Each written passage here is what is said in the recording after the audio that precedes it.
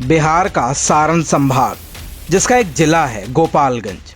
वही गोपालगंज जो खुद लालू यादव और राबड़ी देवी का गृह जनपद है। 90 के दशक और उससे पहले 1983 में गोपालगंज दो कलेक्टरों की दिन दहाड़े हुई हत्या से दहल गया था।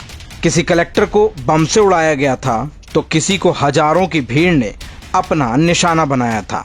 साल 1983 बिहार में कांग्रेस की सरकार थी और मुख्यमंत्री चंद्रशेखर सिंह थे।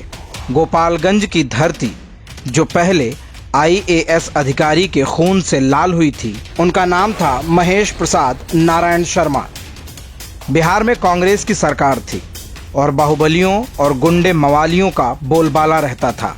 उसी समय एक जमीन के विवाद से बौखलाए गुंडे सदानंद तिवारी और उसके गिरोह ने कलेक्ट्रेट में घुसकर DM महेश प्रसाद पर बम फेंका, जिससे उनकी मौके पर ही मौत हो गई थी।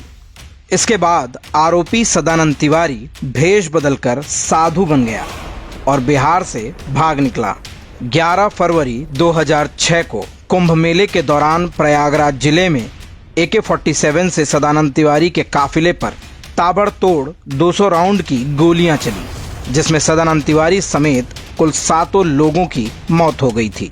इसके बाद गोपालगंज 5 दिसंबर 1994 को थर्राया, जब वहां के दूसरे IAS अफसर जी कृष्णैया की हत्या कर दी गई। दरअसल उन दिनों बिहार में लालू यादव की सरकार थी और पूरे बिहार में जंगल राज अपने चरम पर था।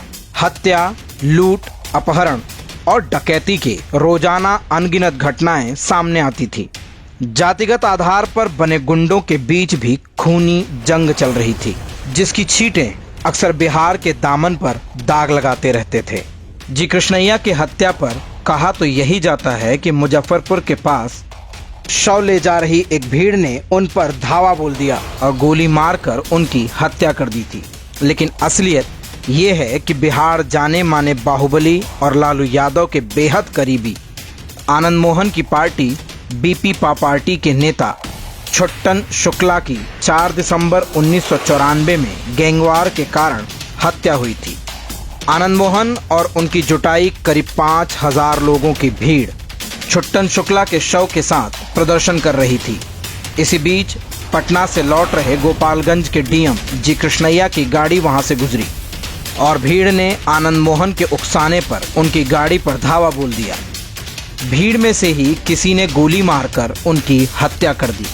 आनंद मोहन आज भी DM जी कृष्णैया की हत्या के मामले में उम्र कैद की सजा काट रहे हैं। अब आप अंदाजा लगा सकते हैं कि कांग्रेस और लालू के शासन में अराजकता और अपराध किस चरम पर था। जिनके दौर में खुद प्रशासन के शीर्ष अधिकारी तक सुरक्षित नहीं थे, तो उसमें आम जनता का क्या हाल होता होगा, सोच लीजिए। कांग्रेस और RJD ने अपने फायदे के लिए बिहार में अपराध और आतंक की फसल बोई, जिसका खामियाजा अफसरों से लेकर आम जनता तक को भुगतना पड़ा था।